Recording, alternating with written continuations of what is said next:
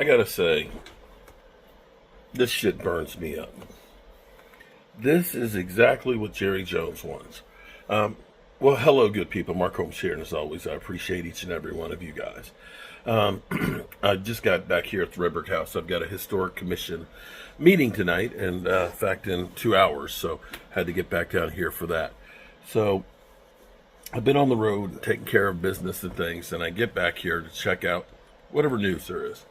So coming down the road and getting my wife to tell me what's going on, of course, everywhere you look on Twitter is Cowboys Micah Parsons split coming.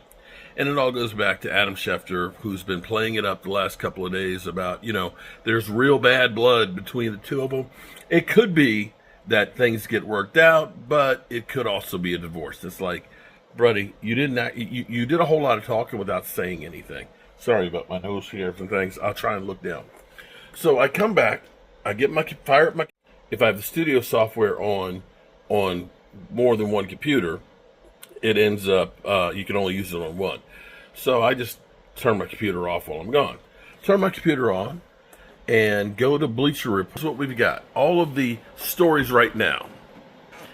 10 things from new Cowboys Netflix docuseries we didn't know before or maybe forgot. How about them Cowboys, American teams, the Gambler and the Cowboys is now playing on Netflix. The Last Dance was Michael Jordan's biased perspective about the Bulls dynasty. The Cowboys doc is a lot more balanced at sharing multiple perspectives, which I love. Netflix Sports. You were concerned about me. I wasn't concerned about you because I run like a Lamborghini. Deion Sanders was it. America's team, the Gambler and his.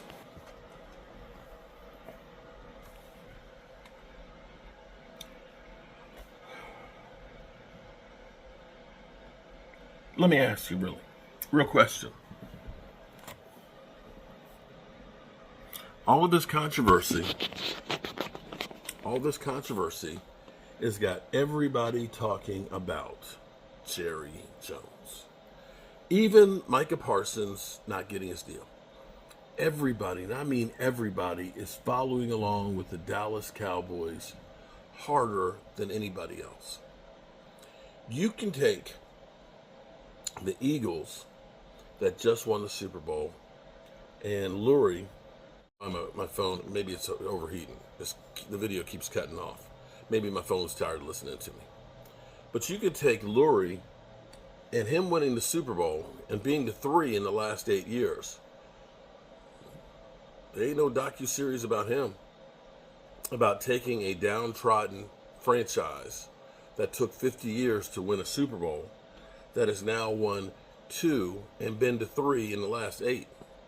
You could say that might be an interesting story. How they had Andy Reid in the house, got rid of him and Chip Kelly, and then they get a no-name guy like Nick Sirianni.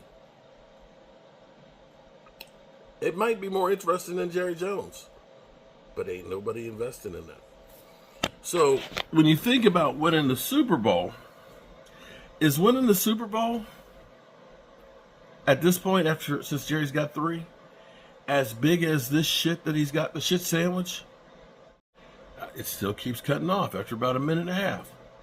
Here in actuality, if the Cowboys win the Super Bowl, all of this stuff about 30 years of ineptitude, all of the talk of Dak being a choker, Jerry Jones being in the way, all that talk goes away. Can't win the big one. Cowboys stink. Ain't been to the NFC Championship game in 30 years. All the teams that have. All the things that Dak Prescott's not. I think Jerry Jones might actually be scared of winning it. Think about it. Am I crazy? I'm being serious. Winning might be the worst thing to happen to Jerry Jones and the Dallas Cowboys. It now makes sense. If you're a well organization, and you know what it may be? Here's what happened. I'm going to, oh my God. Okay, see here. I start thinking and coming up with scenarios. So, the Dallas Cowboys,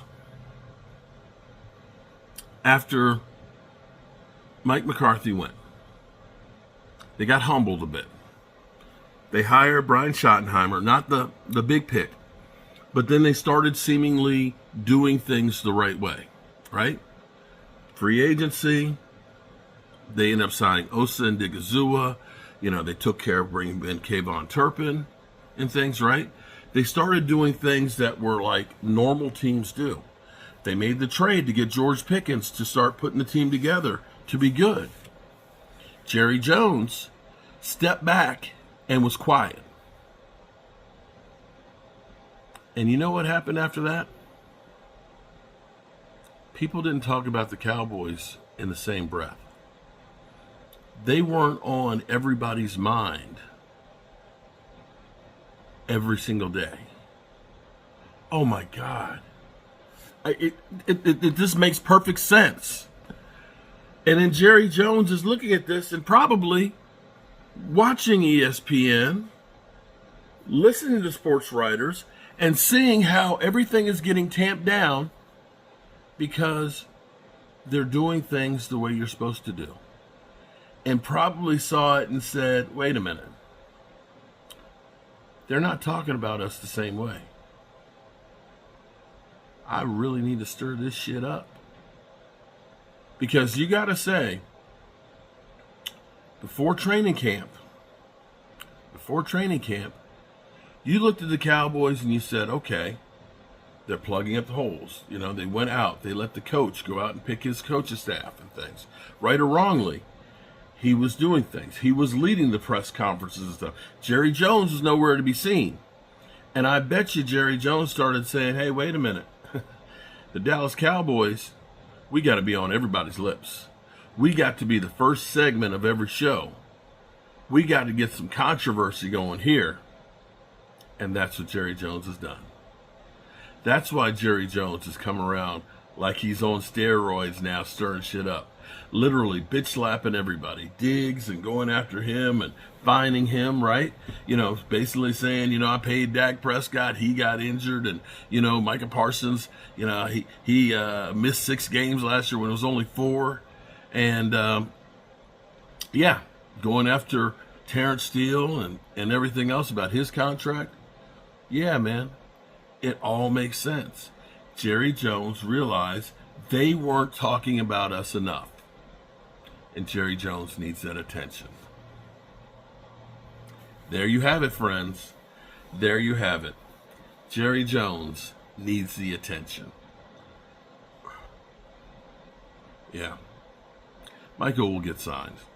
I can guarantee it.